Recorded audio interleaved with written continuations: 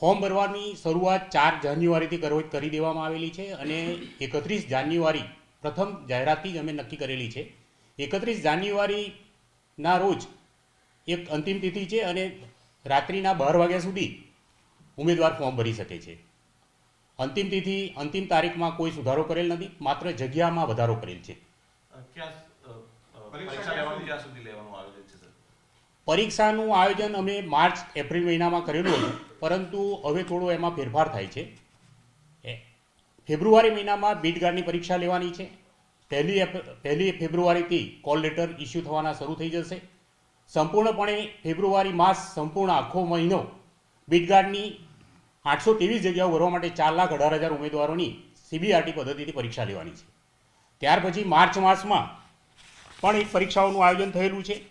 એમાં માર્ચ માસના દર રવિવારે જે નવેમ્બર 2023માં જે જાહેરાત પ્રસિદ્ધ થઈ હતી એમાં planning assistant, surveyor, graphic designer, machine overseas વગેરે જગ્યાઓ ભરવા માટે માર્ચ મહિનાના દર રવિવારે CBRT પદ્ધતિથી પરીક્ષાનું આયોજન થશે.